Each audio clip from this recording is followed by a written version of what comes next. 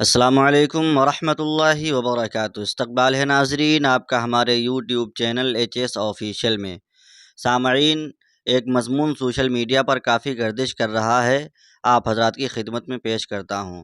عنوان ہے انتہائی افسوسناک خبر، بتاریخ 29 شعبان 1446 ہجری۔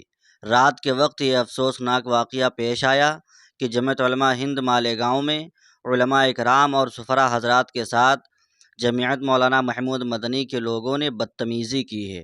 کافی سفراء کا الزام ہے کہ ہم 4 دن سے دفتر کے چکر لگا رہے ہیں اور یہ لوگ کبھی کہتے ہیں ظہر بعد آنا، شام میں آنا، کل آنا، اور حد یہ ہو گئی کہ رات 11 بجے کے بعد آنا، اور پھر جب سفراء رات میں 11 بجے پہنچے تو ان مولانا کی ان سے کہا سنی ہو گئی، جس پر جمعیت علماء مالیگاؤں کے لوگوں نے تمام علماء اور سفراء کو جمعیت کے آفس سے بے عزت کر کے نکالا، جس سے تمام مدارس کے علماء میں ناراضگی ہے۔ یہ لوگ اپنا گھر چھوڑ کر سفر میں نکلے ہوئے ہیں اور یہ لوگ کچھ بھی قدر نہیں کرتے۔ جمعیت علماء مالیگاؤں میں ان لوگوں نے عوام کو تقسیم کر کے رکھا ہے۔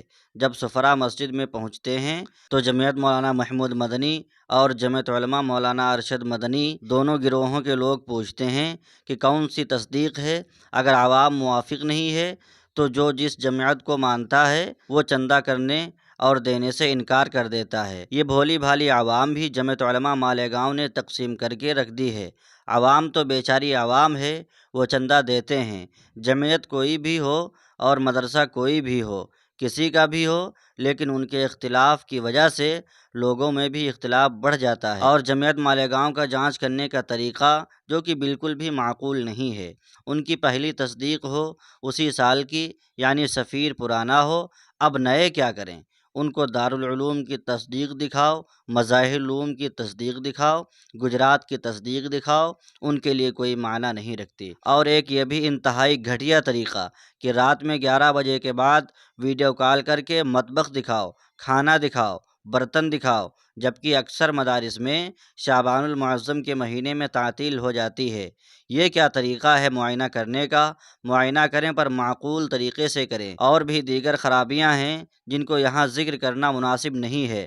آخر میں ہماری تمام علماء اکرام اور سفراء حضرات کی طرف سے حضرت مولانا سید محمود اسعد مدنی صاحب اور حضرت مولانا سید ارشد مدنی صاحب سے گزارش ہے کہ ایسے لوگ جو جماعت کو داغدار کر رہے ہیں ان پر کارروائی ہونی چاہیے۔